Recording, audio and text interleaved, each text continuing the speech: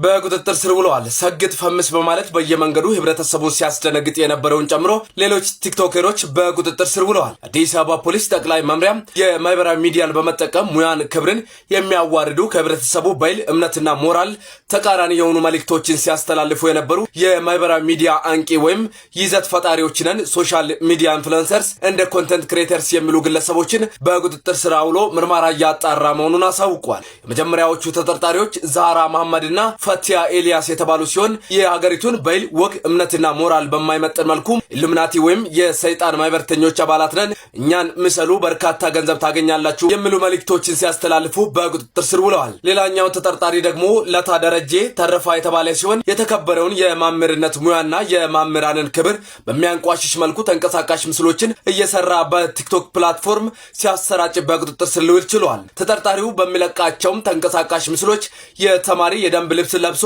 የመመሪያ ወንበሮች ላይ ቆሞ መጨፈር፣ በማምራን ላይ የማሾፍ፣ ከተማሪ ኪስ ገንዘብ የመስረቅና የመሳሰሉ ይዘቶችን ይሰራ እንደነበር ፖሊስ አረጋግጧል። የቲክቶክ ፕላትፎርምን በመጠቀም ከወገብ በላይ ልብሱን በማውለቅና ራቁቱን በመሆን ሰግጥ ፈምስ በማለት በየመንገዱ ህብረተሰቡን የማስደንገጥ ራቁቱን ምግብ በትሪ በመያዝ ህብረተሰቡን ካላጎረስኳችሁ የማለትና የማስደንገጥ ይዘቶችን ሲሰራ የነበረውም በቁጥጥር ስር ውለዋል። ፖሊስ በቁጥጥር ስር በዋሉ ግለሰቦች ወይም የማህበራዊ ሚዲያ አንቂ ወይም ይዘት ፈጣሪዎችን በሚሉ ግለሰቦች ላይ ተገቢውን የወንጀል ምርመራ ስራ የጀመረ ሲሆን በቀጣይም ተመሳሳይ ድርጊት ውስጥ የሚገቡ የማህበራዊ ሚዲያ አንቂ ነን ባዮችን እንደማይታገስም የአዲስ አበባ ፖሊስ ጠቅላይ መምሪያ አሳስበዋል።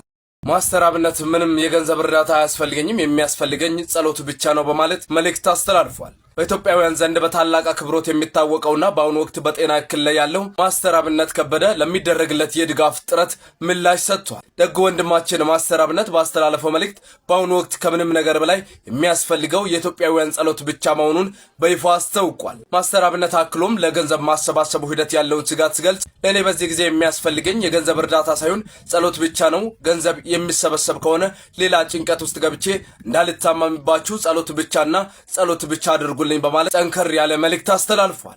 በጣም አዝናለሁ። በእኔ ምክንያት ይህ ሁሉ ህዝብ እንዲጨነቅ በማድረጌ በጣም በራሴ አፍሬያለሁ። ማንም ሰው ባያቅና ባይሰማ በጣም ደስ ይለኝ ነበር። ያው በአንዴ ወጥቷል። ምንም ማድረግ አልችልም። እረዳለሁ፣ በደንብ ይገበኛል። እንደ ወንድማችሁ አይታችሁኝ በጣም ስለምትወዱኝ እየተጨነቃችሁ እንደሆነ በደንብ ይገበኛል፣ እረዳለሁ። በጣም የምትወዱኝ ከሆነ በጣም ለኔ የምትጨነቁልኝ ከሆነ አሁን የሚላችሁን ነገር እንድታደርጉ በትህትና ነው የሚጠይቃችሁ።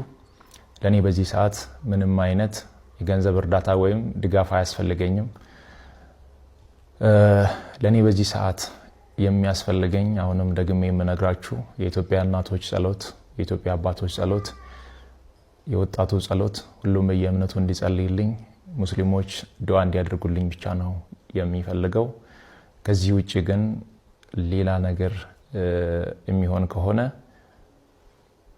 ሌላ ህመም እየታመምኩባችሁ እንደሆነ በደንብ እንድትረዱልኝ ፈልጋለሁ። ከምንም በላይ እግዚአብሔር የናንተን ጸሎት የናንተን ልማና ሰምቶ እኔን እንደሚፈውሰኝ አምናለሁ። ለኔ የሚያስፈልገኝ በዚህ ሰዓት ላይ ይህ ብቻ ነው። ምናልባትም ይህንን አጋጣሚ በመጠቀም በእኔ ስም የተከፈቱ በጣም ብዙ ፌክ አካውንቶች አሉ። ገንዘብ እንዳይሰበሰብ አደራ ማለት እወዳለሁ።